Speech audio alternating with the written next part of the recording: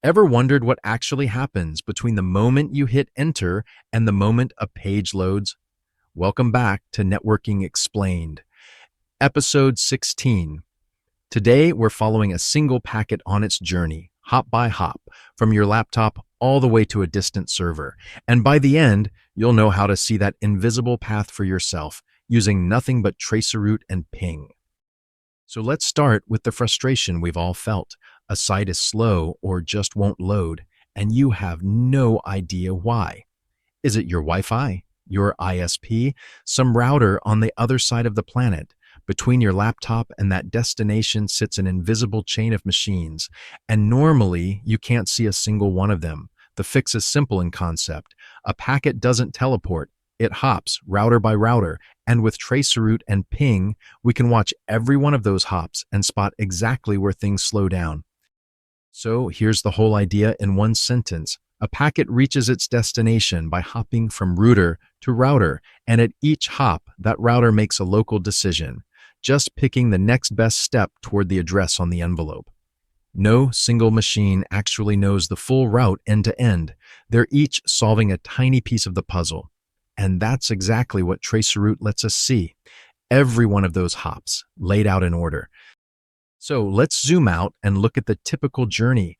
Your packet leaves your laptop, hits your home router, that's the Wi-Fi box on your desk, then heads out to your ISP, your internet provider. From there, it crosses the backbone, the high-capacity arteries of the internet, before finally landing on the destination server.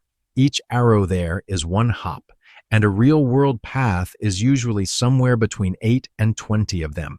Every single one visible to Traceroute with its own little delay attached.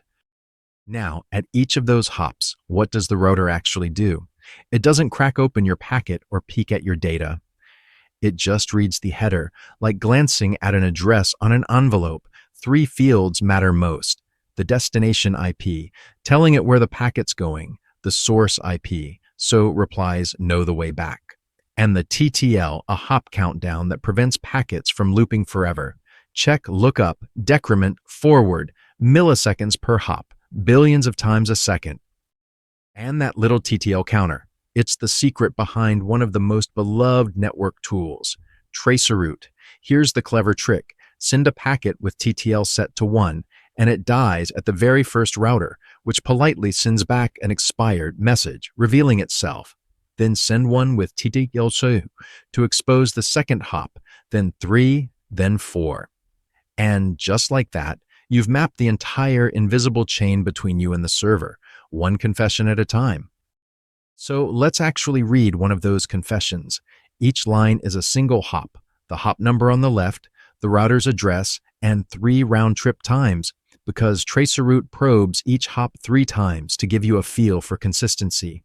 You can watch the journey unfold. Hop 1 is your home router at a cozy 1 millisecond. Hop 2 is your ISP. Then we leap onto the backbone at 20-something milliseconds. Hop 8 shows 3 asterisks. That router just didn't reply. And finally, hop 11, we've arrived. Wherever times suddenly jump or you see those stars, that's where latency or trouble is hiding. Now that we've seen Traceroute in action, it's worth pausing to put these two tools side by side.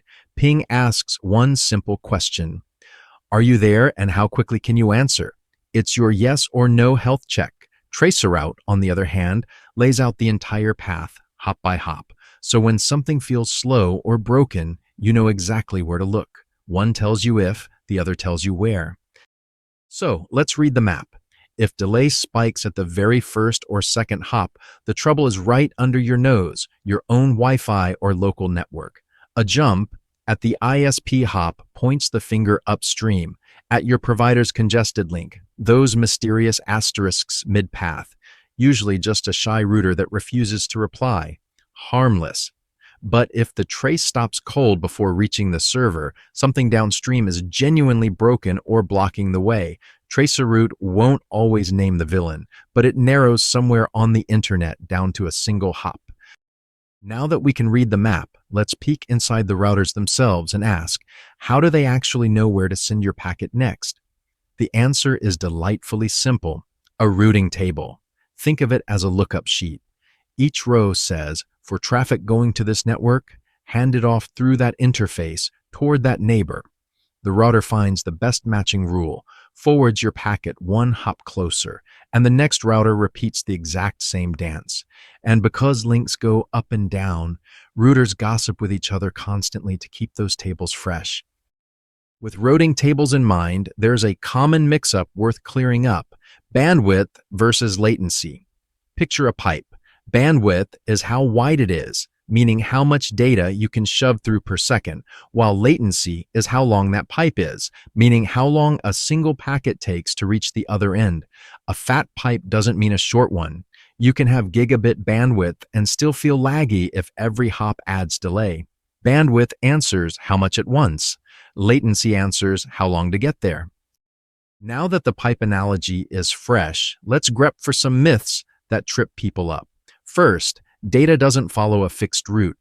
Two packets headed to the same server can take entirely different paths as links shift. Second, those triple asterisks in a traceroute aren't a failure signal. Plenty of routers are simply configured to ignore those probes, and a silent hop mid-path is usually fine. And third, the one we just unpacked, more bandwidth doesn't shrink latency. A fat pipe still has length, and distance plus hop count are what set the delay. With those myths cleared up, let's turn them into a debugging playbook. Start simple. Ping to confirm the host is even reachable, then Traceroute to spot the hop where time suddenly jumps. Compare against a site you know works, and always run your tests from the machine that's actually affected, not your own laptop across town. And on the avoid side, don't panic at a lone row of asterisks, don't blame the server reflexively, and don't accuse bandwidth when the real culprit is latency. Before we go deeper, let's lock in the vocabulary you'll keep hearing. A hop is a single router to router step. TTL is the countdown riding inside each packet that limits those hops. The router itself is the device making forwarding decisions, guided by its routing table, basically its rule set. Latency, or round trip time, measures the delay there and back. An ICMP is the quiet little protocol that powers both ping and traceroute behind the scenes. So let's pull it all together. A packet travels hop by hop, with each router reading just enough of the header to forward it one step closer. TTL gives us a countdown, and Traceroute cleverly weaponizes that countdown to map the entire path. Remember the split. Ping asks if something is alive. Traceroute shows you how you get there. And keep latency and bandwidth distinct. One is delay, the other is capacity. If you take just one mental model away from this whole series, let it be this one. A packet is a parcel with only the final address written on it. Every router it meets is a post office that reads that address, nudges it one stop closer, and hands it off. Nobody plans the whole journey in advance. The route emerges hop by hop. And that's exactly the shift we've made. From a black box where things are just slow somewhere out there, to a mapped path where you can point at hop 6 and say, there it is. And once you see the path that way, everything we've covered finally clicks into one picture. TCP/IP is just the addressing scheme those routers are reading at every hop. Inside each packet, TCP or UDP decides whether it's a careful conversation or a quick shout.